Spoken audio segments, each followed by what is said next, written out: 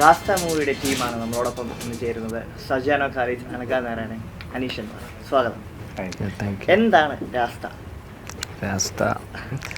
Rasta cinema നമ്മുടെ പുതിയ സിനിമയാണ് രാസ്ത. അല്ല, ആ പേര് തിരഞ്ഞെടുക്കാനുള്ള കാരണം ഈ സിനിമയ്ക്ക് അത് എത്രത്തോളം അനുയോജ്യമാകുന്നു എന്നുള്ള രീതി? അല്ല, അത് ആ സിനിമ കാണുമ്പോൾ മനസ്സിലാവും. നമ്മുടെ ട്രെയിലറും ബാക്കിയുള്ള സോങ്സും ഇപ്പോൾ ഇറങ്ങിയ കണ്ടന്റൊക്കെ കണ്ടു കഴിഞ്ഞാൽ ആ പേര് എന്തിനാണെന്നുള്ള ഏകദേശം ഒരു ഐഡിയ ഉണ്ടാവും. വഴിയാണ്, അതാണ് രാസ്ത. ആക്ച്വലി ഈ ട്രെയിലർ വളരെ പ്രോമിസിംഗ് ആണ് കണ്ടത്തോളം. ഇപ്പോൾ ഈ ഒരു സർവൈവിങ് ത്രില്ലർ എന്നുള്ളൊരു ജോണറാണ് തോന്നുന്നത്. അപ്പം എന്താണ് അതേപറ്റി? അല്ല, സർവൈവൽ ത്രില്ലറാണ്. അതോടുകൂടി തന്നെ കുറച്ചൊരു ഇമോഷണൽ സംഭവങ്ങളും ഡ്രാമയും കാര്യങ്ങളൊക്കെ പോകുന്നൊരു സിനിമയാണ് രാസ്ത. ഒരു ഡെസേർട്ടും ഒമാൻ, മെയിനായിട്ട് ഒമാനിലുള്ള ഒരു വലിയൊരു ഡെസേർട്ട് റുബൽ ഹാലി എന്ന് പറയുന്ന ഡെസേർട്ടും അവിടെ അല്ലെങ്കിൽ ഇനിയും ഇപ്പോഴും നടന്നുകൊണ്ടിരിക്കുന്ന ചില ഇൻസിഡൻസ് ബേസ് ചെയ്തിട്ടുണ്ടാക്കിയൊരു കഥയാണ് രാസ്ത. അനീഷേട്ടൻ്റെ പഴയ സിനിമകൾ വെച്ച് നോക്കുമ്പോൾ ഇതൊരു വ്യത്യസ്തമായൊരു ട്രാക്കാണെന്ന് തോന്നുന്നു. അതേപോലെ തന്നെ എങ്ങനെ ഇപ്പം മലയാളികൾ കാത്തിരിക്കുന്ന കുറേ സർവൈവൽ ത്രില്ലർ ഇപ്പോൾ ആടുജീവിതം ഉൾപ്പെടെ വരാനുണ്ട്. അങ്ങനെയൊക്കെയുള്ള അപ്പം എങ്ങനെയാണ് രാസ്തയുടെ ഒരു ഈ ആടുജീവിതം? എനിക്ക് തോന്നുന്നത് അതും ഒരു ഡെസേർട്ട് ഇതായത് കൊണ്ടായിരിക്കും ഒരു കമ്പാരിസൺ വരുന്നത്. പക്ഷെ അങ്ങനെ ഒരു കമ്പാരിസൺ നമുക്കില്ല കേട്ടോ. കാരണം വെച്ചാൽ ആടുജീവിതം എന്താ സിനിമ എന്ന് നമുക്കറിയില്ല, എങ്ങനെയാണ് വന്നേക്കുന്നത്. പക്ഷെ അതൊരു നോവൽ വായിച്ചത് കൊണ്ട് അറിയാം. നമ്മൾ ഈ സിനിമയിൽ വർക്ക് ചെയ്തുകൊണ്ട് അതുമായിട്ട് യാതൊരു ബന്ധവുമില്ലാത്തൊരു സിനിമയായിരിക്കും രാസ്ത. ഡെസേർട്ടും അതിലുള്ള ചെറിയ ലോക്കിംഗ് പ്രശ്നങ്ങളും കാര്യങ്ങളും ഇതിലുമുണ്ട്. പക്ഷേ ഇതിൻ്റെ ഒരു രീതി കുറച്ചുകൂടി വേറെ രീതിയിലായിരിക്കും. ആടുജീവിതം എന്ന് പറയുന്നത് എനിക്ക് തോന്നുന്നത് ഒരു വേറെ റേഞ്ചിലൊരു വലിയൊരു ക്യാൻവാസിലുള്ളൊരു സിനിമയാണ്. ഒരുപാട് വർഷങ്ങളുടെ എഫേർട്ടും കാര്യങ്ങളൊക്കെ ഉള്ളൊരു സിനിമയാണ് ആടുജീവിതം. ഇത് എഫേർട്ട് ഇല്ല എന്നുള്ളതല്ല, നല്ല എഫേർട്ടുള്ളൊരു സിനിമയാണ്. പക്ഷേ ഇതിൻ്റെ ഒരു സ്റ്റൈൽ ഓഫ് മേക്കിങ്ങും ഇത് ട്രീറ്റ് ചെയ്ത രീതിയൊക്കെ കുറച്ചുകൂടി വേറൊരു രീതിയിലായിരിക്കും എന്നാണ് ഞാൻ വിചാരിക്കുന്നത്. ഈ കഥാപാത്രങ്ങളിലേക്ക് എത്തുമ്പോൾ സർജോൺ, അനഘ, ഇവരിലേക്ക് എങ്ങനെയാണ് സംവിധായകൻ തിരഞ്ഞെടുക്കുന്നത്? ആ കഥാപാത്രങ്ങൾ ഇവരെ ഫേസ് ചെയ്യുക? ഈ സിനിമയുടെ കഥ ഞാൻ ആദ്യമായിട്ട് കേൾക്കുന്ന ഒമാനിലായിരുന്നു. ഒമാനിലാണ് ഇതിൻ്റെ റൈറ്റേഴ്സ് ഉള്ളത്. അവിടെ ഒരു 10-20 വർഷമായിട്ട് വർക്ക് ചെയ്തുകൊണ്ടിരിക്കുന്ന ആൾക്കാരാണ്. ഒരാളൊരു ക്ലിനിക്ക് നടത്തുന്നു, രണ്ടാമത്തെ ആൾ ഒരു ട്രാവൽസ്. അവർ അവിടെ കണ്ട പല ജീവിതങ്ങളിൽ നിന്നും അവർക്ക് ഭയങ്കര ഇൻട്രസ്റ്റിംഗ് ആയിട്ട് തോന്നിയ ചില ഇൻസിഡൻസിൽ നിന്നാണ് അവർ ഈ സിനിമയുടെ കഥ ഉണ്ടാക്കുന്നത്. അവരതിൻ്റെ ഒരു ഫസ്റ്റ് ഒരു ഡ്രാഫ്റ്റ് ഉണ്ടാക്കിയതിന് ശേഷം അതൊരു പ്രോജക്റ്റിലേക്ക് വരികയും പിന്നെയാണ് ഞാൻ എൻട്രി ചെയ്യുന്ന സമയം തന്നെ ഈ യങ്സ്റ്റേഴ്സ് ആയിട്ടുള്ള കുറച്ച് ക്യാരക്ടേഴ്സാണ് ഈ സിനിമയുടെ ലീഡായിട്ട് പോകുന്നത്. അപ്പോൾ അവരുടെ മനസ്സിൽ കുറച്ച് ഓപ്ഷൻസ് ഉണ്ടായിരുന്നു, ഈ ക്യാരക്ടേഴ്സ് ഇങ്ങനെ എന്നുള്ള രീതിയിൽ. അപ്പോൾ അതൊരു ചർച്ചയിൽ അടുത്തൊരു സെക്കൻഡ് തേർഡ് ചർച്ചയൊക്കെ ആകുമ്പം ആ ഓപ്ഷൻസ് നമ്മൾ നോക്കി അങ്ങനെയാണ് ഈ സർജാനയിലേക്കും അനഘയിലേക്കൊക്കെ എത്തുന്നത്. എത്രത്തോളം ഭയങ്കരമാകുന്നു രാസ്തയിലെ നിങ്ങളുടെ ഈ കഥാപാത്രം? ഇത് ഞാൻ ചെയ്തിരിക്കുന്നതിൽ നിന്നും ഇതുവരെ ചെയ്തിട്ടില്ലാത്തൊരു സോർട്ട് ഓഫ് ക്യാരക്ടറാണ്. ഒമാനിൽ ജോലി ചെയ്യുന്ന നാട്ടിൽ വന്ന ഒരാളാണ്. ജീവിത സാഹചര്യങ്ങൾ കൊണ്ട് വീട്ടിലുള്ള ഇതൊക്കെ കൊണ്ടാണ് അവിടെ വർക്ക് ചെയ്യുന്നത്. ചെയ്തതിൽ നിന്നും എനിക്ക് തോന്നുന്നത് ഭയങ്കര വ്യത്യാസമുള്ളൊരു ക്യാരക്ടർ, കുറച്ചുകൂടി മെച്ചുവേർഡ് ആയിട്ടുള്ളൊരു ക്യാരക്ടറാണിത്. കാരണം ഇതില് ജോലിയും പരിപാടിയൊക്കെയാണ്. എനിക്ക് കോളേജും സ്കൂളും അങ്ങനെ പുള്ളിയുടെ അവിടെ പരിചയമുള്ള പുള്ളിയുടെ ആൾക്കാരൊക്കെ കുറച്ചുകൂടി റെസ്പോൺസിബിലിറ്റി ഉള്ള കാര്യങ്ങളൊക്കെ ഏൽപ്പിക്കുന്ന ഒരാളാണ്. അതായത് ഒരു യങ്സ്റ്റേഴ്സിൻ്റെതായിട്ടുള്ള ദൂഷ്യ പ്രശ്നങ്ങളും കാര്യങ്ങളൊന്നുമില്ല, നല്ല ഉത്തരവാദിത്തത്തോടുകൂടി ജീവിക്കുന്ന ഒരാളായിട്ടാണ്.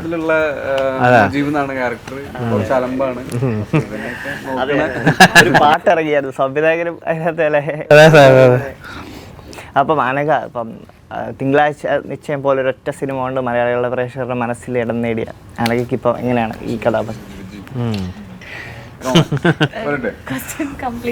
എത്രത്തോളം ഭീകരമാവുന്നു രാസ്തയിലെ കഥാപാത്രം? തീർച്ചയായിട്ടും എനിക്ക് ഓരോരോ ക്യാരക്ടേഴ്സും ഞാൻ ചെയ്ത മൂവീസിലെ ഓരോരോ ക്യാരക്ടേഴ്സ് ആണെങ്കിൽ പേഴ്സണലി എനിക്ക് ഒരുപാട് ഇഷ്ടമുള്ള ക്യാരക്ടേഴ്സ് തന്നെയാണ്. അപ്പോൾ രാസ്ത എന്ന് പറയുന്ന ഇതിൽ ഞാൻ ഷഹാന എന്ന് പറയുന്ന ഒരു ക്യാരക്ടറാണ് ചെയ്യുന്നത്. അപ്പോൾ ഒരുപാട് ഇമോഷൻസ് ക്യാരി ചെയ്യുന്നൊരു കുട്ടിയാണ് ഷഹാന. എല്ലാ ക്യാരക്ടേഴ്സിനെയും ഡിഫറെൻ്റ് ആക്കുന്ന നമ്മുടെ സിറ്റുവേഷൻസ് ആണ്. ഞാൻ ഒരുപാട് ഇൻവോൾവ് ചെയ്ത ഒരു ക്യാരക്ടറാണ് ഷഹാന. ഇപ്പോൾ സർജോണിൻ്റെ കേസിൽ ഇപ്പോൾ വലിയ പല സിദ്ദിഖ് സാറിൻ്റെ ഉൾപ്പെടെ ഗൗതം വാസുദേവ സാറിൻ്റെ കൂടെ ഒക്കെ വർക്ക് ചെയ്യാൻ ബാക്കി എങ്ങനെ ഉണ്ടായിരുന്നു? അനീഷേട്ടൻ്റെ കൂടെ ഉള്ളൊരു നല്ല എക്സ്പീരിയൻസ് ആയിരുന്നു. അനീഷേട്ടൻ ഭയങ്കര കംഫർട്ടബിൾ ആയിട്ട് വർക്ക് ചെയ്യാൻ പറ്റുന്ന, എനിക്ക് ഓപ്പണായിട്ട് സംസാരിക്കാൻ പറ്റുന്ന ഒരാളാണ് അനീഷ. അപ്പോൾ എന്ത് പ്രശ്നം ഉണ്ടെങ്കിലും എന്ത് കൺഫ്യൂഷൻ ഉണ്ടെങ്കിലും we can go and talk to എല്ലായിടത്തും അങ്ങനെ ഒരു ഫ്രീഡം ഉണ്ടെന്ന് തോന്നുന്നില്ല. എനിക്ക് അനീഷ്കാരുടെ അടുത്ത് ആ ഫ്രീഡം ഉണ്ടായിരുന്നു.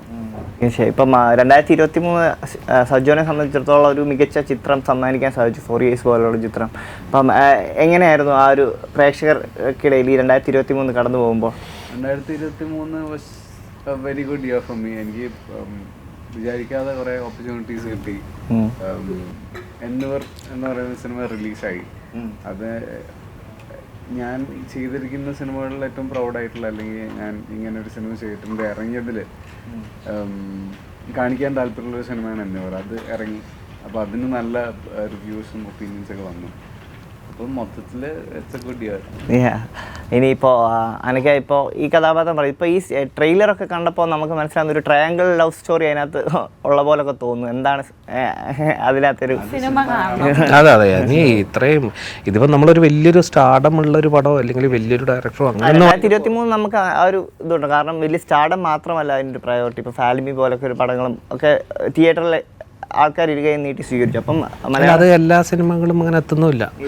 നമ്മളിപ്പം ഇവൻ പറഞ്ഞ ഇപ്പം എന്നിവർ എന്നുള്ള സിനിമ എനിക്ക് ഭയങ്കര ഇഷ്ടപ്പെട്ടൊരു സിനിമയായിരുന്നു. പക്ഷെ അതിപ്പം നിങ്ങൾ ചിലപ്പം അങ്ങനെ കൂടുതൽ കേട്ടിട്ടില്ലല്ലോ. തീർച്ചയായും 2023 വേറൊരു പ്രശ്നം മലയാള സിനിമ അനുഭവിച്ചതായിരുന്നു. അതായത് സിനിമകൾ ഇറങ്ങി, പക്ഷേ 4 സിനിമകൾക്ക് മാത്രമേ പ്രതീക്ഷിച്ച ലാഭം കൊയ്യാൻ സാധിച്ചുള്ളൂ. അപ്പോൾ ഇതിനെയൊക്കെ നിങ്ങൾ എങ്ങനെയാണ് നോക്കിക്കാണുന്നത്? നിങ്ങൾ ഇൻഡസ്ട്രിയിൽ നിൽക്കുന്നവർ എന്ന 3 പേരോടുമാണ് ചോദ്യം. എല്ലാ സിനിമയിലും ലാഭം വരണം എന്നാണ് എല്ലാവരും ആഗ്രഹിക്കുന്നത്. അത് ചിലവർക്ക് ശരിയാവും, ചിലവർക്ക് ശരിയാവില്ല. അതെ അതെ അതെ, ശരിയാവാൻ ഞങ്ങളും ആഗ്രഹിക്കുന്നു, പ്രാർത്ഥിക്കുന്നു. അതോടൊപ്പം സംവിധായകനോട് ഈ സർവൈവൽ ത്രില്ലർക്ക് എപ്പോഴും ഒരു പ്രസക്തമായ ഒരു സംഗതിയാണ് മ്യൂസിക് എന്നുള്ളൊരു ഘടകം. ഇപ്പോൾ മരിയാൻ പോലുള്ള ചിത്രമൊക്കെ എ റഹ്മാൻ, ഇപ്പോൾ ആടുജീവിതവും എ റഹ്മാൻ സാറാണ്. അപ്പോൾ ആ ഒരു മ്യൂസിക്കിനൊരു റെലവൻസ് ഉണ്ട്. ഇപ്പോൾ ഇതിൽ നമ്മൾ നോക്കുമ്പോൾ കാണുന്ന മോഹൻ സാറിൻ്റെ മകനാണ്. ഇത് എത്രത്തോളം അതേപ്പറ്റി പറയുന്നത്? മ്യൂസിക്കിന് സർവൈവൽ ത്രില്ലറാണെങ്കിൽ മ്യൂസിക്കിന് ഭയങ്കര ഇമ്പോർട്ടൻസ് വേണം എന്നുള്ള ഒന്നും എനിക്കുണ്ടായിരുന്നില്ല. പക്ഷേ ഒരു മ്യൂസിക് ഡയറക്ടർ ഉണ്ട് നമ്മുടെ സിനിമയിൽ. സോങ്സ് ഉണ്ട്. സോങ്സ് മീൻസ് ഒരു സോങ് മാത്രമാണ് ഒരു ലവ് സ്റ്റോറി പോലത്തെ ഫീൽ ചെയ്യിക്കുന്ന ഒരു സോങ് ഉള്ളത്. മറ്റേ രണ്ടും നമ്മുടെ സീനുകൾ പറഞ്ഞു പോകാനുള്ള മൊണ്ടാഷുകൾക്ക് വേണ്ടിയിട്ട് യൂസ് ചെയ്തതാണ്. അതൊന്ന് അൽഫോൺസാണ് പാടിയത്, ഒന്ന് സൂരജ് പാടിയിട്ടുണ്ട്. ഈ ലവ് സോങ് പാടിയിരിക്കുന്നത് വിനീതും മൃദുല വാര്യറുമാണ്. പിന്നെ അതിൻ്റെ ബാക്ക്ഗ്രൗണ്ട് മ്യൂസിക് ഇതിനെ സപ്പോർട്ട് ചെയ്യാൻ വേണ്ടിയിട്ടുള്ളത് ഈ വിഷ്ണു തന്നെയാണ് ചെയ്തത്. വിഷ്ണു എന്നാണ് പേര്. അവിൻ മോഹൻ സിത്താര അവൻ്റെ പുതിയ പേര്. പുള്ളി എൻ്റെ കഴിഞ്ഞൊരു 5 പടങ്ങളിൽ സക്കറിയയുടെ ഗർഭിണിലും കുമ്പസാലും ഗ്രാൻഡ് ഫാദറിലും ബഷീറിൻ്റെ ഒക്കെ ചെയ്ത ഒരാളാണ്. അപ്പം ഞാനുമായിട്ട് പെട്ടെന്ന് സിങ്ക് ആകുന്നൊരു ആളാണ് വിഷ്ണു. അപ്പം അങ്ങനെയാണ് വിഷ്ണു ഇതിലേക്ക് വന്നത്. ഈവൻ ഇപ്പം എനിക്ക് ഓക്കെയാണ്. ഞാനിപ്പോൾ നമ്മൾ സിനിമ കഴിഞ്ഞു, ക്യൂബിൽ അപ്ലോഡ് ചെയ്തു. ഇനി 5-6 ഡേയ്സേ ഉള്ളൂ റിലീസ് ചെയ്യാൻ വേണ്ടിയിട്ട്. അപ്പം ഇപ്പം തിരിഞ്ഞ് നോക്കുമ്പോൾ അതിൻ്റെ മ്യൂസിക്കിനെ പറ്റിയിട്ടും അറിയുന്ന ആലോചിക്കുന്ന സമയത്ത് ഇറ്റ് കെയിം ഔട്ട് വെൽ. എനിക്ക് അങ്ങനെയാണ് ഫീൽ ചെയ്തേക്കുന്നത്. തീർച്ചയായും. അതോടൊപ്പം ഈ പറഞ്ഞ പോലെ ഒരു ഡെസേർട്ടിലൊക്കെ ഷൂട്ട് ചെയ്യും, ഇപ്പം പ്രേക്ഷകർ കാണുമ്പോൾ തന്നെ അവർക്ക് ആ ഒരു ഫീൽ. അപ്പം നിങ്ങൾ ഷൂട്ട് ചെയ്ത നിങ്ങളുടെ ഒരു അനുഭവം അതെങ്ങനെയായിരുന്നു? എത്രത്തോളം ചലഞ്ചിങ് ആയിരുന്നു ആ ഷൂട്ടിംഗ് എല്ലാം? ഒന്നാമത് ഇത് ഫസ്റ്റ് ടൈമാണ്, ലൈക്ക് ഒമാനിലാണ് ഇത് കംപ്ലീറ്റ്ലി ഷൂട്ട് ചെയ്തിരിക്കുന്നത്. അപ്പോൾ ഇതിൽ ഡെസേർട്ടും ഒരു മേജർ പാർട്ടാണ്. അപ്പോൾ ആദ്യമായിട്ട് ഡെസേർട്ടും പരിപാടി ഇതെങ്ങനെയായിരിക്കും ഒരു എക്സ്പെരിമെൻ്റ് ആയിട്ടാണ് ഞങ്ങളൊക്കെ കണ്ടിരുന്നത്. ഓഫ്കോഴ്സ് അവിടുത്തെ ക്ലൈമറ്റ് ആണെങ്കിലും എല്ലാം ഞങ്ങളെ 3 പേരല്ല എല്ലാവരെയും ബാധിച്ചിട്ടുണ്ട്. നമ്മൾ ഇന്നലെ ചെയ്തു എന്നുള്ള ഒരു സംഭവമാണ്. ഇപ്പോൾ ഈ സിനിമ ഇറങ്ങിക്കഴിഞ്ഞാലും നമ്മുടെ ഓഡിയൻസിന് നമ്മൾ എത്രത്തോളം സ്ട്രഗിൾ ചെയ്തു എന്നുള്ള കാര്യം അവരറിഞ്ഞിരിക്കേണ്ട കാര്യമില്ല. ഇല്ല, തീർച്ചയായും. അവർക്കത് എന്നാലും നമ്മൾ അല്ല, ഈ ഞാൻ പറഞ്ഞത് ചലഞ്ചസ് നമ്മൾക്ക് ഒരുപാടുണ്ട്. പുറത്ത് ഷൂട്ട് ചെയ്യുമ്പോൾ പെർമിഷനും അല്ലെങ്കിൽ പിന്നെ അതിൻ്റെ വെതറും, പിന്നെ അത് കൂടാണ്ട് നമ്മൾ ഡെസേർട്ടിൽ ഒരു 100 കിലോമീറ്റർ ഉള്ളിൽ പോയിട്ടുണ്ടാകുന്ന വേരിയേഷൻസ്, ചൂടിൻ്റെ കാര്യങ്ങളൊക്കെ. അതിൽ ഇപ്പം അനകനോട് ചോദിച്ചുകൊണ്ടാണ് ഞാനത് പറയുന്നത്. കാരണം അനകനെ പോലത്തെ ഒരു പെൺകുട്ടി ഒരു ഡെസേർട്ടിൽ ഒരു 100 കിലോമീറ്റർ അപ്പുറത്ത് വന്നു കഴിഞ്ഞാൽ ഉണ്ടാകുന്ന ഒരു പ്രശ്നങ്ങളുണ്ട്. ബാക്കി നമ്മൾ ഹാൻഡിൽ ചെയ്യുന്ന പോലെ ചിലപ്പോൾ ഹാൻഡിൽ ചെയ്യാൻ, നമുക്കൊരു കാരവനോ ഒരു വാഷ്റൂം അങ്ങനെയുള്ള സൗകര്യങ്ങൾ കൊണ്ടുവരാൻ പറ്റില്ല. ഒന്ന് 4 വീൽ മാത്രം പോകുന്നൊരു സ്ഥലമാണ്. അവിടെ നമ്മൾക്ക് എന്തെങ്കിലും ഒരു വാഷ്റൂമിൻ്റെ സെറ്റപ്പ് കൊണ്ടുപോകണമെങ്കിൽ ഒരു മാൻ പവറിൽ അവർ വലിച്ചു കൊണ്ടുവരണം 10-70 കിലോമീറ്റർ. ഈ സാധനം അവിടെ എത്തുമ്പം അത് വർക്ക് ചെയ്യണമെന്നില്ല. ഒരു 10-15 ദിവസം അവിടെ ഷൂട്ട് ചെയ്യുമ്പം ഒരു പെൺകുട്ടി എന്നുള്ള രീതിയിൽ എനിക്ക് തോന്നുന്നു അതിനൊക്കെ ഒരുപാട് സഹിക്കേണ്ട വന്നിട്ടുണ്ട് എന്നാണ് ഞാൻ കണ്ടത് ആ സമയങ്ങളിൽ. പക്ഷെ അതൊന്നും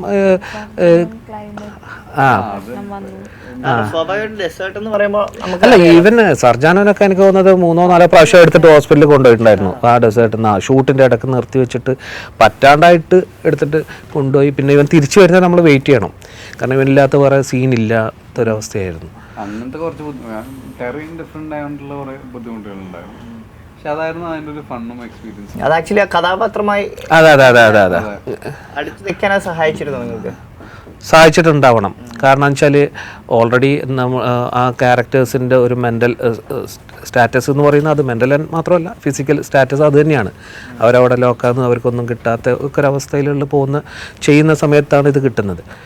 അപ്പം അത് സപ്പോർട്ട് ചെയ്തു. അതോടൊപ്പം ഒരു ചിത്രം അറബിയിലും റിലീസ് ചെയ്തു. അറബിയിൽ ആക്ച്വലി നമ്മൾ അറബിയിൽ ഡബ് ചെയ്തിട്ട് ചെയ്യണമെന്നുണ്ടായിരുന്നു. പക്ഷെ ഇപ്പം നമ്മുടെ സമയക്കുറവ് GCC തന്നെ 5ഓളം രാജ്യങ്ങളിൽ സെയിം ഡേ തന്നെ റിലീസ് ചെയ്യുന്നുണ്ട്.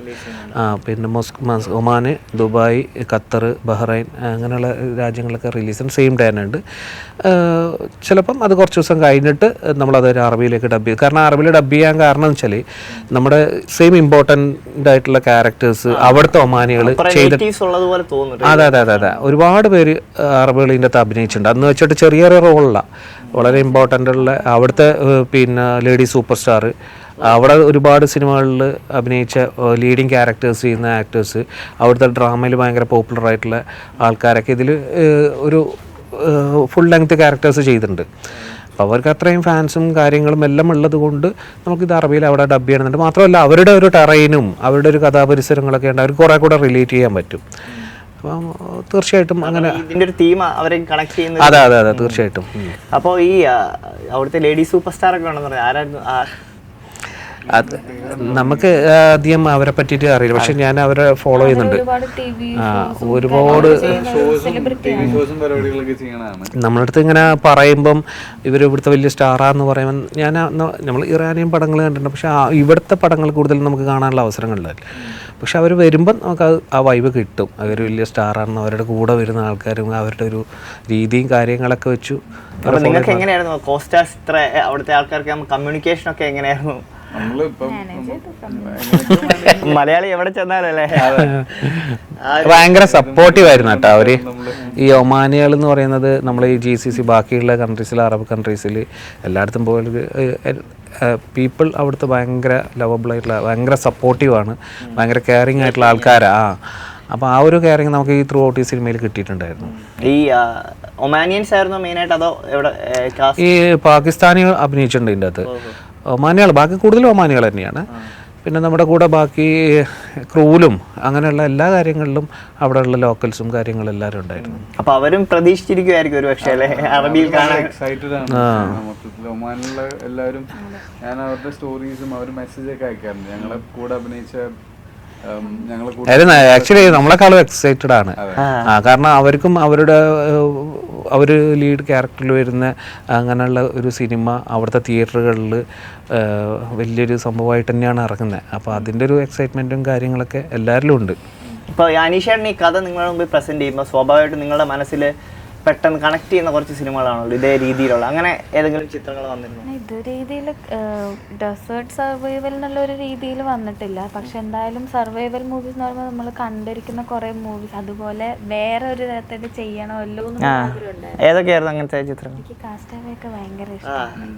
അപ്പോൾ ചെയ്യണം എന്നുള്ള ഒരു ആഗ്രഹം ഉണ്ടാവുമല്ലോ. പിന്നെ ക്യാരക്ടറിനോട് ഒരു ഇഷ്ടം തോന്നി. സർജുവിൻ്റെ കൂടെ എനിക്ക് കുറച്ച് മൂവീസ് ഇതിനു മുമ്പ് ഞാൻ കേട്ടിട്ടുണ്ട്. അപ്പോൾ അതിലാദ്യം ആക്ടർ ആരാന്ന് ചോദിക്കുമ്പോൾ സർജാനോടെ പേരാണ്. അപ്പോൾ എനിക്ക് ആദ്യം പേരും ഇവൻ്റെ സർജാനോ ഖാലിദ് എന്നുള്ള പേര് പഠിക്കാൻ ഇച്ചിരി ബുദ്ധിമുട്ടായിരുന്നു. അപ്പോൾ എപ്പോഴും അത് മറക്കും. ഫൈനലി അവസാനമാണ് എനിക്ക് ഇവൻ്റെ കൂടെ അഭിനയിക്കുന്നത് വന്നു. കറങ്ങി തിരിഞ്ഞപ്പോഴും എത്തും. വിധിയുടെ വിളയാട്ട്. ഹർജാനയ്ക്ക് എങ്ങനെയായിരുന്നു ഈ പറഞ്ഞ പോലെ ഈ കഥ പറയുമ്പോൾ കണക്ട് ചെയ്ത കുറച്ച് മൂവീസും കഥാപാത്രങ്ങളും ഒക്കെ ഏതായിരിക്കും?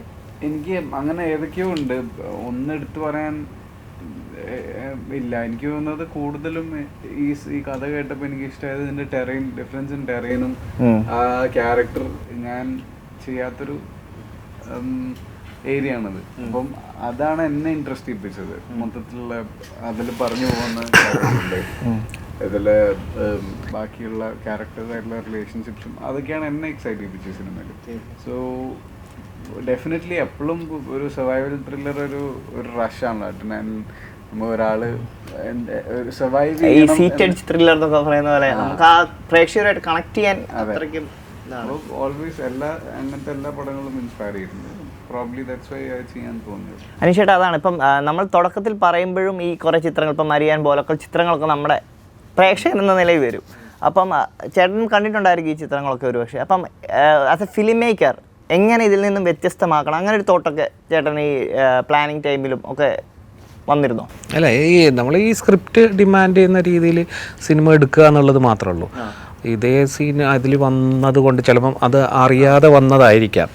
ഈ എഴുതുന്നവർ ചിലപ്പോൾ ഈ സിനിമ കാണാതെ, ഞാനിപ്പം ഒരു സിനിമ കണ്ടിട്ടുണ്ടാവും, പക്ഷേ എഴുതുന്ന ആൾ ഡെസേർട്ടിൽ ഉണ്ടാകുന്ന പ്രശ്നങ്ങൾ ഓൾമോസ്റ്റ് സെയിം തന്നെയായിരിക്കും. അവിടെ എന്തൊക്കെയാണ് ഒരാൾ ഫേസ് ചെയ്യുന്ന കാര്യങ്ങൾ, അവർ ട്രൂ ഇൻസിഡൻസ് എടുത്തിട്ട് അവർ അതിൻ്റെ റിസർച്ച് ചെയ്യുന്ന സമയങ്ങളിൽ ഇന്ന പ്രശ്നങ്ങൾ, അവിടുത്തെ ക്ലൈമറ്റ് എന്തായാലും പറയേണ്ട ഒരു വിഷയമാണ്. ചിലപ്പം വൈൽഡ് എന്തെങ്കിലും ആനിമൽസിൻ്റെ പ്രശ്നങ്ങളുണ്ടാവാം, അല്ലെങ്കിൽ വേറെ എന്തെങ്കിലും സാൻഡ് സ്റ്റോം ഉണ്ടാവാം. അപ്പോൾ അതൊക്കെ ഡെസേർട്ട് ലോക്കുമായിട്ട് ബന്ധപ്പെട്ടിട്ടുള്ള, അല്ലെങ്കിൽ കള്ളന്മാരെ ചിലപ്പം വന്നേക്കാം. അങ്ങനെ പല സാധനങ്ങളുമാണ് കുറച്ച് ദിവസങ്ങളുള്ള ഒരു പിന്നെ പ്രശ്നമാണെങ്കിൽ കാണിക്കാൻ പറ്റുന്ന ഒരു ബാക്ക്ഡ്രോപ്സ്. അപ്പം അത് ചിലപ്പോൾ ഇവരുടെ കഥയിൽ അത് വീണം, എന്നാൽ വേറെ സിനിമയിൽ വന്നിട്ടുണ്ടെന്ന് വെച്ചാൽ നമ്മൾ ഒഴിവാക്കേണ്ട കാര്യമില്ല. എന്നാൽ അത് വന്നതുപോലെ ആവരുത് എന്നുള്ള ഉണ്ടാവാം. എനിക്ക് തോന്നുന്നത് ഡെസേർട്ട് ലോക്കുമായിട്ട് ബന്ധപ്പെട്ടുള്ള സിനിമകൾ ഏതൊക്കെയാണെന്നൊന്ന് ആലോചിച്ചിട്ടുണ്ടായിരുന്നു, അറിയാൻ വേണ്ടി ശ്രമിച്ചിട്ട് എനിക്ക് 3-4 പേരുകൾ കിട്ടി. ആ സിനിമ കാണണമെന്നുണ്ടായിരുന്നു, പക്ഷേ എന്തോ കാരണം കൊണ്ട് എനിക്കത് കാണാൻ പറ്റിയില്ല. കാണണമെന്ന് പിന്നെ അല്ല, കാണണമെന്ന് ഇൻറ്റൻഷനലി തീരുമാനിച്ചു. ഇത് കാണണം, കണ്ടു കഴിഞ്ഞിട്ട് എന്താണ് അവർ ടെറയിൽ ചെയ്യുന്നത്, ഏത് ആംഗിളൊക്കെയാണ് യൂസ് ചെയ്യുന്നത്, അല്ലെങ്കിൽ എന്തെങ്കിലും രസമുള്ള ഷോർട്സ് ഉണ്ടോ, ഒബ്വിയസ്ലി ആ റെഫറൻസ് നോക്കണം എന്നൊക്കെ ഞാൻ വിചാരിച്ചു. പക്ഷേ എന്തോ കാരണങ്ങളുകൊണ്ട് എനിക്ക് കാണാൻ സമയം കിട്ടിയില്ല. ഞാൻ അന്നേരം നെറ്റ്ഫ്ലിക്സിലോ എന്തെങ്കിലുമൊക്കെ നോക്കി പടം ഇല്ല, പക്ഷേ എവിടെയെങ്കിലും കിട്ടുമായിരിക്കും. പക്ഷേ അത് പിന്നെ ഞാൻ അതിന് വേണ്ടി സെർച്ച് ചെയ്തില്ല. പിന്നെ എനിക്ക് ഓർമ്മ വന്നപ്പോൾ പിന്നെ എൻ്റെ മൂഡ് പോയി, കാണണമെന്നില്ല. കാരണം ഞാൻ ഓൾറെഡി ഉള്ളത് ഷൂട്ട് ചെയ്യേണ്ട, അത് കോർഡിനേറ്റ് ചെയ്യേണ്ട ഒരു ഇതിലേക്ക് പോയി. എനിക്ക് തോന്നുന്നത് മരിയാനൊക്കെയാണ് അതിൽ കണ്ടത്. അതിൽ കുറച്ച് കാലങ്ങൾക്ക് മുമ്പ് കണ്ട ഒരു പടം, ഡെസേർട്ടുമായിട്ട് ബന്ധപ്പെട്ടുള്ള ഒരു പടം ഓർമ്മയിലുണ്ടായിരുന്നത്. അപ്പം അതിനായി പ്രത്യേകമായി ഇപ്പോൾ അങ്ങനെയൊന്നും ഒന്നും ചെയ്തിട്ടില്ല എന്ന് പറഞ്ഞാൽ എങ്ങനെ ഷൂട്ട് ചെയ്യണം എന്നുള്ള കാര്യം ഞാൻ ഒരു സിനിമക്കും അല്ലെങ്കിൽ എൻ്റെ ഒരു പരസ്യം ചെയ്യുമ്പോൾ ഞാൻ ആലോചിക്കാറില്ല. ആ സീൻ എനിക്ക് കൺവേ ആകുന്നുണ്ടോ, ഞാൻ കൺവിൻസ്ഡ് ആണോ ഈ സീനിൽ ഇങ്ങനെ പോകുന്ന കാര്യങ്ങളിൽ, as an audience, as A director ഞാൻ കൺവിൻസ്ഡ് ആണോ എന്ന് മാത്രം നോക്കും. ആ സീൻ ഷൂട്ട് ചെയ്യാൻ പോയി കഴിഞ്ഞാൽ എത്ര വലിയ സീൻസ് ആണെങ്കിലും ഞാൻ ആ ലൊക്കേഷനിൽ എത്തിക്കഴിഞ്ഞിട്ട് മാത്രമേ തീരുമാനം. കാരണം അന്നത്തെ വെതറും അന്നത്തെ നമ്മൾ ചിലപ്പോൾ ഒരു 2 മാസം മുമ്പ് ഒരു ലൊക്കേഷൻ കണ്ട് വന്നു കഴിഞ്ഞിട്ട് ഷൂട്ട് ചെയ്യുന്ന സമയത്ത് വേറെ ഡിഫറൻ്റ് ആയിരിക്കും. നമ്മളതിൻ്റെ ഒരു സ്റ്റോറി ബോർഡൊക്കെ എഴുതി അങ്ങനെയുള്ളൊരു സാധനം എനിക്ക് ആ ശീലമില്ല. ഞാൻ പഠിച്ച സ്കൂളിൽ നിന്നും ഉണ്ടായിരുന്നില്ല. ആക്ച്വലി നമ്മൾ പരസ്യം ചെയ്യുമ്പം കൃത്യമായിട്ട് നമ്മൾ സ്റ്റോറി ബോർഡൊക്കെ ഉണ്ടാക്കിയിട്ട് കൊടുക്കണം. എന്താണ് ഷോട്ട് വെക്കുന്നത്, ഏത് ആംഗിളാണ്, എത്ര റേഞ്ചിലാണ് ഓരോ ഷോട്ട്. പരസ്യം എന്ന് പറയുന്ന ഒരു 30 സെക്കൻഡ്സിൽ, ഒരു 1 മിനിറ്റിൽ തീർക്കണം. അപ്പോൾ കൃത്യമായിട്ട് അതിൻ്റെ ക്ലയൻറ്റിനും ഏജൻസിക്കും അറിയണം എന്താ ഷോട്ട്. അത് ഭയങ്കര കുറേ കൂടെ പ്രൊഫഷണൽ ആയിട്ടുള്ളൊരു രീതിയാണ്. പക്ഷെ ആ രീതി ഞാൻ ഫോളോ ചെയ്തിട്ടില്ല. അത് എനിക്ക് വേണ്ടി പേഴ്സണലി എൻ്റെ പരിചയമുള്ള ഏജൻസി ആയതുകൊണ്ട് മാത്രമാണ് എപ്പോഴും അനീഷാണ് എന്നുള്ള രീതിയിൽ കൺസിഡറേഷൻ കിട്ടിയത് കൊണ്ടാണ് എനിക്കങ്ങനെ അത് ചെയ്യാനും പറ്റുന്നത്. അല്ലെങ്കിൽ അവരെത്ര വലിയ ആൾക്കാരാണ്, കാരണം അവർ കുറേ ബഡ്ജറ്റ് ഇതായിട്ടുള്ളൊരു സാധനമായിരിക്കും പരസ്യമൊക്കെ. അപ്പോൾ അവർക്ക് കൃത്യമായിട്ട് എന്താണ് ഷൂട്ട് ചെയ്യുന്നുള്ള ധാരണ ആദ്യം മുമ്പേ വേണം. പക്ഷേ എനിക്കങ്ങനത്തെ ശീലം ഇല്ലാത്തതുകൊണ്ട് അത് എളുപ്പമായിരുന്നില്ല, അങ്ങനെ ഒരു വരച്ചു കൊടുക്കലും സംഭവങ്ങളൊന്നും. അപ്പോൾ സിനിമയും അങ്ങനെ തന്നെയാണ്, നമ്മൾ അവിടെ പോയി ആ സമയത്ത് എന്താ തോന്നുന്നത് ആ സമയം അത് വെച്ചിട്ട് ചെയ്യുള്ളൂ. തീർച്ചയായും ഇപ്പം ഈ വലിയ ക്യാൻവാസിൽ സിനിമ എടുക്കുന്ന ജോഷി സാറിനെ പോലുള്ള ആളുടെ സ്കൂളിൽ നിന്നൊക്കെ വന്ന ആളാണ് അനീഷ് ചേട്ടൻ. അപ്പം അതൊക്കെ എത്രത്തോളം സഹായിച്ചിട്ടുണ്ട്?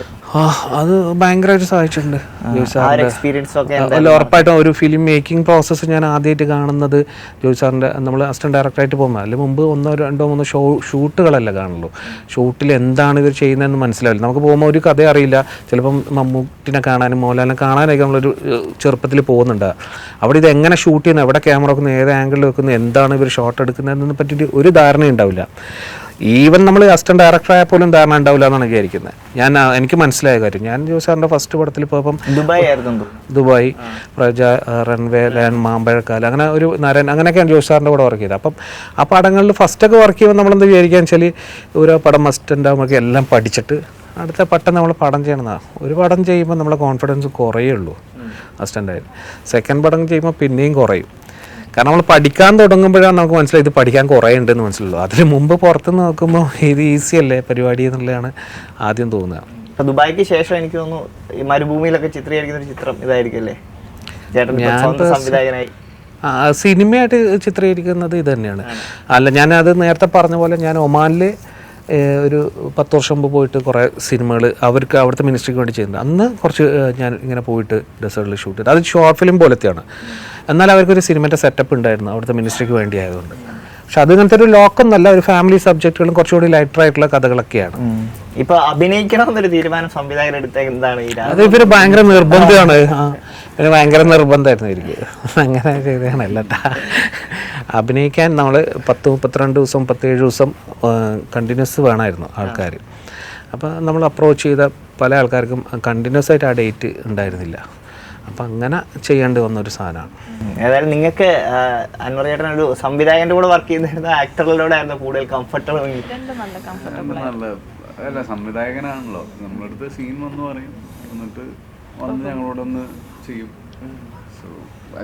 ഏതായാലും ആക്ടർ എന്ന നിലയിൽ നിങ്ങളായിരിക്കുമല്ലോ അനീഷേട്ടൊക്കെ എക്സ്പീരിയൻസ്. അപ്പൊ നിങ്ങൾ എത്ര മാർക്ക് കൊടുക്കും അനീഷേട്ടൻ എന്ന ആക്ടർക്ക്? നമ്മള് മാർക്ക് കൊടുക്കാൻ ആരില്ല. എങ്കിലും നിങ്ങളെ തൃപ്തരാണ്? ഡയറക്ടർ ഞങ്ങളുടെ കാര്യത്തില് ഹാപ്പിയാണോ? ഞാൻ 100% ഹാപ്പിയാണ്. മറ്റു താരങ്ങളെ പറ്റി ബാക്കി നമ്മൾ ഇവിടുന്ന് പോയൊക്കെ നേരത്തെ പറഞ്ഞ പോലെ ഒമാനിലുള്ള ഒരുപാട് ആക്ടേഴ്സും കാര്യങ്ങളുണ്ട്. ഇവിടുന്ന് നമ്മൾ പോയത് ആരാധ്യാനുണ്ട്, പിന്നെ ഇർഷാദ്, പിന്നെ സുധീഷ് ഏട്ടൻ, പിന്നെ TG സാറുണ്ട്. അങ്ങനെയൊക്കെ. ഇപ്പോൾ ലാലേട്ടനെ പോലൊക്കെ മലയാളികളുടെ ഏറ്റവും പ്രിയപ്പെട്ട നടൻ്റെ കൂടെ ഒക്കെ അഭിനയിക്കാൻ ഭാഗ്യം കിട്ടിയ ഒരാളാണ് സർജുവാണ്. അപ്പോൾ ആ ഒരു എക്സ്പീരിയൻസ്, അത് ഒരുപക്ഷെ ആ കഥാപാത്രത്തിന് കുറച്ച് ട്രോളൊക്കെ കിട്ടിയിട്ടുണ്ടായിരിക്കും. ഇതിൽ ആ ഒരു എക്സ്പീരിയൻസ് എങ്ങനെയാണ് സിദ്ദിഖ് സാറിൻ്റെ സംവിധാനം? നല്ല എക്സ്പീരിയൻസ് ആയിരുന്നു. എക്സ്പെക്ട് ചെയ്യാതെ വന്ന ഓപ്പർച്യൂണിറ്റിയാണ്. Very good. എന്താ പറയുക, ലാലേട്ടനെ പോലത്തെ ഇത്ര ലെജൻഡറി ആക്ടറിൻ്റെ കൂടെയും സിദ്ദിഖ് സാറിനെ പോലത്തെ ഒരു ലെജൻഡറി ഡയറക്ടറിൻ്റെ കൂടെയും വർക്ക് ചെയ്യാൻ പറ്റി. അവരുടെ വർക്ക് പ്രോസസ്സ് കാണാൻ പറ്റി. നല്ല എന്താ പറയുക, I think I'm lucky to have that experience ഇത്ര നേരത്തെ. അതോടൊപ്പം തമിഴിലായിട്ടുള്ള ആദ്യത്തെ എൻട്രി GVM സാറിൻ്റെ കൂടെ ആയിരുന്നു തോന്നുന്നല്ലേ? ആദ്യത്തെ എക്സ്പീരിയൻസ് ആസ് എൻ ഡയറക്ടറിൻ്റെ കൂടെ അതൊരു വെബ് സീരീസ് ആണ്. അത് അതിനുശേഷം കോബ്ര വിക്രം സാറിൻ്റെ കൂടെ. അതെ, അങ്ങനെയൊക്കെ വലിയ വലിയ ഒരു ഭാഗ്യം ലഭിച്ച ഒരു നടനാണ്. അപ്പം അതുകളൊക്കെ ആ എക്സ്പീരിയൻസ് ഒക്കെ എങ്ങനെയാണ്? വിക്രം സാറിൻ്റെ കൂടെയും ഈ പറഞ്ഞ പോലെ തന്നെ എക്സ്പെക്ട് ചെയ്യാതെ വന്നൊരു ഓപ്പർച്യൂണിറ്റിയാണ്. അത് നല്ലൊരു ക്യാരക്ടറായിരുന്നു, ഡബിൾ റോൾ പരിപാടിയായിരുന്നു. ആൻഡ് ഭയങ്കര നല്ല ആസ് എൻ ആക്ടർ എനിക്ക് ഭയങ്കര നല്ലൊരു എക്സ്പീരിയൻസ് ആയിരുന്നു. കാരണം എൻ്റെ ലിമിറ്റ്സിനെ ബ്രേക്ക് ചെയ്യാൻ പറ്റിയൊരു ക്യാരക്ടറായിരുന്നു അതിൽ ചെയ്തത്. അപ്പം മൊത്തത്തിൽ വലിയ സ്കെയിലുള്ള സിനിമയും അങ്ങനത്തെ ഒരു പ്രൊഡക്ഷൻ ഹൗസും മൊത്തത്തിൽ അടിപൊളിയായിരുന്നു. ഈ പറഞ്ഞ പോലെ ഒരു ഇന്റർനാഷണൽ ലോക്കൽ സ്റ്റോറി എന്നൊക്കെ പറയുന്ന കൺസെപ്റ്റ് ഇപ്പം നമ്മുടെ തിങ്കളാഴ്ച നിശ്ചയം കാഞ്ഞങ്ങാടിൻ്റെ സ്വന്തം തെന്ന ഹെഗ്ഡയുടെ പടമായിരുന്നു. അപ്പം നിങ്ങൾ ലോകം മൊത്തം ശ്രദ്ധിക്കപ്പെട്ടു. അത് കറക്റ്റ് ഒരു ടൈമിലായിരുന്നു അത് പ്ലേസും ചെയ്തത്, ഈ ലോക്ക്ഡൗൺ ടൈമിൽ. അപ്പം ആ ഒരു സമയത്ത് ഇപ്പം നമ്മുടെ അങ്ങനെയുള്ള അപ്രീസിയേഷനൊക്കെ എങ്ങനെയുണ്ടായിരുന്നു ആ ഒരു സമയത്ത്, ആ ഒരു ക്യാരക്ടർ കഴിഞ്ഞപ്പോൾ? തിയേറ്റർ ബാക്ക്ഗ്രൗണ്ടിൽ നിന്ന് തന്നെ വരുന്ന ഒരാളാണ്. അപ്പം ഈ സിനിമ ചെയ്യുന്ന സമയത്ത് ഇത് 2019-20 സമയത്താണ് ഞങ്ങളത് ഷൂട്ട് ചെയ്തിരുന്നത്. അപ്പോൾ ന്യൂ കമ്മേഴ്സാണ് എല്ലാവരും. പക്ഷേ സിനിമയിൽ എല്ലാവരും ന്യൂ ഫേസ് ആണ്. പക്ഷേ എല്ലാവരും തിയേറ്റർ ബാക്ക്ഗ്രൗണ്ടൊക്കെ ഉള്ള ആൾക്കാരാണ്. ഞങ്ങളെല്ലാവരും പരസ്പരം അറിയുന്ന ആൾക്കാരാണ്. എൻ്റെ അച്ഛനും ആ സിനിമയിലുണ്ട്. ഞാനിതിന് മുമ്പ് ഡ്രാമ ചെയ്തിരിക്കുന്ന ആൾക്കാരും എൻ്റെ സ്കൂളിലെ ഫ്രണ്ട്സ് എല്ലാവരും ഉള്ള ഒരു സിനിമയായിരുന്നു. അപ്പോൾ ഒരു സിനിമ സെറ്റ് എന്നുള്ളൊരു അറ്റ്മോസ്ഫിയർ അല്ല അവിടെ ഉണ്ടായിരുന്നത്. പിന്നെ നമ്മുടെ ഡയറക്ടറാണെങ്കിലും പിന്നെ രാജേഷ് ഏട്ടൻ, പിന്നെ ക്രൂ മെമ്പേഴ്സ് എല്ലാവരും ഭയങ്കര ഹെൽപ്ഫുള്ളായിരുന്നു. സിനിമ ഇറങ്ങുമ്പോഴും ഇത് ഇത്രത്തോളം ആൾക്കാർ ആക്സെപ്റ്റ് ചെയ്യും എന്നുള്ളത് ഞങ്ങൾ പ്രതീക്ഷിക്കുന്നില്ല. ആൾക്കാർക്ക് ഇഷ്ടപ്പെടുന്നു മാത്രമേ വിചാരിക്കുന്നുള്ളൂ. പെട്ടെന്ന് ഒരു ദിവസമാണ് സ്റ്റേറ്റ് അവാർഡ് കിട്ടുന്നത്. നോർമലി നമ്മളെല്ലാം ചെക്ക് ചെയ്യുമല്ലോ സിനിമ ഇഷ്ടപ്പെടുന്ന ആൾക്കാർ ഏതൊക്കെ സിനിമയ്ക്ക് അവാർഡ് കിട്ടുന്നതെന്ന് വെച്ചാൽ ചുമ്മാ സ്ക്രോൾ ചെയ്യുമ്പോൾ നമ്മുടെ പടം കാണുന്നു. ആദ്യം അത് പ്രോസസ്സ് ചെയ്യാൻ ഭയങ്കര ബുദ്ധിമുട്ടാണ്. അത് കഴിഞ്ഞിട്ടാണ് പിന്നെ OTT റിലീസ് ചെയ്യുന്നത്. അപ്പോൾ ആ OTT റിലീസ് ആയതുകൊണ്ട് തന്നെ കുറഞ്ഞൊരു സമയത്തിനുള്ളിൽ ഒരുപാട് ആൾക്കാർ കണ്ടു. പിന്നീട് വരുന്ന എനിക്ക് ഓഫേഴ്സ് വരുന്നതാണെങ്കിലും ഇത് കണ്ടിട്ട് ആൾക്കാർ നല്ലതാണെന്ന് ഓരോരോ ആക്ടേഴ്സ് പറയുമ്പോഴൊക്കെ ഒരുപാട് സന്തോഷം തോന്നുന്നുണ്ട്. ലൈക്ക് നമ്മൾ വേറൊരു ഫിലിം സെറ്റിലേക്ക് പോകുമ്പോൾ അവർ നമ്മുടെ ആദ്യത്തെ സിനിമയെ പറ്റി നല്ല അഭിപ്രായം പറയുമ്പോൾ ഒരുപാട് സന്തോഷം. ഇപ്പോൾ അനീഷേട്ടാ, ഇപ്പോൾ സക്രിയയുടെ ഗർഭിണികൾ പോലുള്ള ചിത്രങ്ങളൊക്കെ സോഷ്യലി വളരെ പല മെസ്സേജുകളും കൊടുക്കാൻ പ്രവർത്തിക്കുന്ന ഒരു സാധനം. ഇപ്പം കാതൽ റീസെൻ്റ്ലി ഇറങ്ങി, മമ്മൂക്ക ഇപ്പോൾ ഒരു സ്റ്റാർ അത് അഭിനയിക്കുന്നു. അപ്പം ഇതുപോലുള്ള ഒരു നമുക്ക് സൊസൈറ്റി ഒന്ന് ഇമ്പ്രൂവ് ചെയ്യാൻ ഒരു ഇൻഫ്ലുവൻസ് ചെയ്യാൻ ഒരു ചിത്രത്തിനാകുമോ? അപ്പോൾ ഈയിടെ രഞ്ജിത്ത് സാറിനെ പോലുള്ളവരൊക്കെ പറയുകയുണ്ട് സിനിമയ്ക്ക് ഒരിക്കലും അങ്ങനെ ഇൻഫ്ലുവൻസ് ചെയ്യാൻ സാധിക്കില്ല. അപ്പം നിങ്ങൾ 3 പേരോട് ഒരുപോലാണ് ഈ ചോദ്യം. അപ്പം നിങ്ങളുടെ ഒരു കാഴ്ചപ്പാടിൽ ഒരു സിനിമയ്ക്ക് നമ്മുടെ സമൂഹത്തിനെ ഇൻഫ്ലുവൻസ് ചെയ്യാൻ സാധിക്കുമോ? കുറേയൊക്കെ ഇൻഫ്ലുവൻസ് ചെയ്യാൻ പറ്റും. എനിക്ക് തോന്നുന്നത് രഞ്ജിത്ത് സാറ് ചെയ്യാൻ പറ്റില്ല എന്ന് തർപ്പിച്ച് പറയാൻ സാധ്യതയില്ല കേട്ടോ. എനിക്ക് അറിയില്ല, ഞാൻ കണ്ടില്ല. പക്ഷേ ഞാൻ പുള്ളിൻ്റെ ഇൻ്റർവ്യൂ ഒക്കെ കാണുന്നതാണ്. അങ്ങനെ പറഞ്ഞിട്ടുണ്ടെന്ന് തോന്നുന്നു. വേറെന്തൊരു അർത്ഥത്തിലായിരിക്കണം, ഞാൻ കണ്ടിട്ടേ ഇല്ല അങ്ങനത്തെ ഒരു സാധനം. ഇൻഫ്ലുവൻസ് ചെയ്യുമെന്നാണ് തോന്നുന്നത്. സിനിമ നമ്മളെല്ലാവരും ഇൻഫ്ലുവൻസ് ചെയ്തിട്ടില്ല. നമ്മൾ പ്രേമിക്കുന്ന ഒന്നുമില്ല, പ്രേമിക്കുന്ന രീതികളിൽ വരെ, റൊമാൻറ്റിക് കാര്യങ്ങളിൽ വരെ നമ്മൾ ഇൻസ്പിറേഷൻ എടുക്കുന്നത് വേറെ എന്തെങ്കിലും ആയിരിക്കും. അതൊക്കെ ഒന്നാമത് നമ്മുടെ ലൈഫിൽ തന്നെയാണ് സിനിമ ആവുന്നതും. സിനിമ അല്ല, ഇൻഫ്ലുവൻസ് ചെയ്യുന്നുള്ള വാക്ക് ഉപയോഗിക്കുന്നത് എപ്പോഴും അതൊരു മോശമായ രീതിയിൽ ആൾക്കാരെ നോക്കുന്നത് കൊണ്ടാണ് കേട്ടോ. ഇപ്പോൾ ഭയങ്കരമായിട്ട് ഡ്രഗ് അഡിക്റ്റോ അല്ലെങ്കിൽ അങ്ങനെയുള്ള ഒരു ബാക്ക്ഡ്രോപ്പിൽ വരുന്ന ആൾക്കാരെ ഭയങ്കര ഹീറോയിക്കായിട്ട് കാണിക്കുന്നതാണ് മോശമായിട്ടുള്ളൊരു ഇൻഫ്ലുവൻസ് എന്ന് പറയുന്നത്. അങ്ങനെയായിരിക്കും ആ ടോപ്പിനെ കുറിച്ച് ചർച്ച ഉണ്ടാകുന്നത്. അതും ഉണ്ടെന്നാണ് ഞാൻ വിശ്വസിക്കുന്നത്. ഭയങ്കരമായിട്ട് പ്രത്യേകിച്ചിട്ട് സിനിമ കാണുന്ന ഒരു മേജർ ക്രൗഡ് എന്ന് പറയുന്നത് ഒരു ഓഡിയൻസിൻ്റെ ഒരു റേഷ്യോ നോക്കുകയാണെങ്കിൽ ഒരു 18 വയസ്സ് മുതൽ 25 വയസ്സുള്ള ആ കുട്ടികളൊക്കെ ആയിരിക്കും. ആ ഒരു പ്രായത്തിൽ അവരെ ഭയങ്കരമായിട്ട് ഇൻഫ്ലുവൻസ് ചെയ്യും. പിന്നീടായിരിക്കും അത് ഇതൊരു സിനിമയാണെന്ന് മാത്രം അറിയാനും. ഒരു സിനിമ ഇൻഫ്ലുവൻസ് ചെയ്യുന്നില്ലെങ്കിൽ നമ്മൾ ആ ഇമോഷൻസ് എങ്ങനെ ക്യാരി ചെയ്യും? ആ സിനിമ നമ്മളെ എപ്പോഴും ഹോണ്ട് ചെയ്യുന്നത് എങ്ങനെയായിരിക്കും? എന്തോ ആട്ടെ, ഇങ്ങനത്തെ ഒന്നും അല്ലാതെ നമ്മൾ ഭയങ്കര ഇമോഷൻസ് ചെയ്യും, നമ്മുടെ കണ്ണ് നിറയുന്നു ഒരു ഇത് കാണുമ്പോൾ. അത് നമ്മുടെ ഹാർട്ടിന് മനസ്സിനെ ടച്ച് ചെയ്യുന്നതുകൊണ്ടാണല്ലോ. അത് നമ്മൾ ക്യാരി ചെയ്യും. നമ്മുടെ ബോഡി ഒരു ഭയങ്കര ഹീറോയിക് പടം കഴിഞ്ഞിട്ട് ഇറങ്ങി വരുന്ന സമയത്ത് നമ്മൾ ട്രോളുകൾ കണ്ടിട്ടുണ്ട്, ആ ഹീറോ നടക്കുന്ന പോലെ നടക്കുന്നത്. അത് സത്യമാണെന്നാണ് ഞാൻ വിചാരിക്കുന്നത്. അതിങ്ങനെ ക്യാരി ചെയ്ത് ഇങ്ങനെ എപ്പോഴും അങ്ങനത്തെ രീതിയിൽ കാണുകയും അതിന് കൂടുതൽ അതിൽ ഫോക്കസ് ചെയ്യുന്നവർക്ക് ഭയങ്കരമായിട്ട് അത് ഇൻഫ്ലുവൻസ്ഡ് ആയിരിക്കും.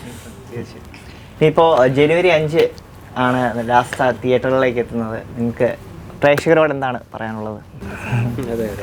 അതെ അതെ, എല്ലാവരും പോയി സിനിമ കാണണം, തിയേറ്റർ വാച്ച് ഡിമാൻഡ് ചെയ്യുന്ന ഒരു സിനിമയാണ്.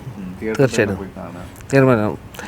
ചെറിയ പടം എന്നാണെങ്കിലും നന്നായിട്ട് എഫേർട്ട് ഇട്ടിട്ടുണ്ട്. അത് ഡിമാൻഡ് ചെയ്യുന്ന എഫേർട്ടുകൾ നമ്മൾ കൊടുത്തിട്ടുണ്ട്, അതിൻ്റെ ബഡ്ജറ്റ് കൊടുത്തിട്ടുണ്ട്, അതിനുള്ള സമയം എടുത്തിട്ട് ഉണ്ടാക്കിയൊരു സിനിമയാണ്.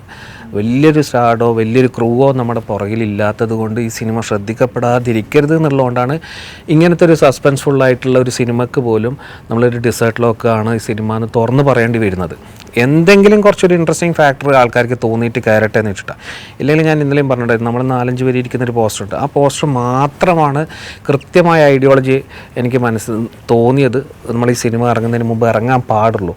അങ്ങനെ വന്നിട്ട് ഒരു ഐഡിയയും ഇല്ലാതെ ഈ സിനിമ കാണുകയാണെങ്കിൽ ഒരു പ്രേക്ഷകനെ സംബന്ധിച്ചിടത്തോളം, ഞാനൊരു പ്രേക്ഷകനെന്നുള്ള രീതിയിൽ ഇങ്ങനെ ഒരു സിനിമ 4-5 പേര് ഇരിക്കുന്ന ഒരു പോസ്റ്റർ മാത്രമാണ്, ഇതിൻ്റെ ട്രെയിലർ ഇല്ല, ടീസർ ഇല്ല, അപ്പം പിന്നെ പാട്ടുകളൊന്നും കാണിച്ചില്ലെങ്കിൽ അവർക്കതൊരു ഇൻട്രസ്റ്റിംഗ് ആയിട്ടുള്ളൊരു എൻജോയ് ചെയ്യാൻ പറ്റുന്ന ഒരു കാഴ്ചയായിരിക്കും ഈ സിനിമ.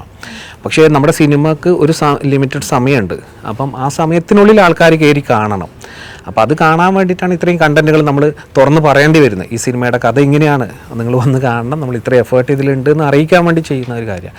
അപ്പം പ്രേക്ഷകരോട് പറയാനുള്ളത്, തീർച്ചയായിട്ടും ഇതൊരു ചെറിയ സിനിമയാണെന്ന് വെച്ച് കാണാണ്ടിരിക്കരുത്.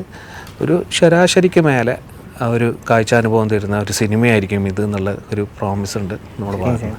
2024 മലയാളത്തിൽ നിന്ന് ആദ്യം എത്തുന്ന ചിത്രങ്ങളിലൊന്നാണ് രാസ്ത. മലയാള സിനിമയ്ക്കും ടീം രാസ്തയ്ക്കും 2024 ഒരു ഹാപ്പി ന്യൂ ഇയർ ആകട്ടെ. എല്ലാവിധ ആശംസകളും.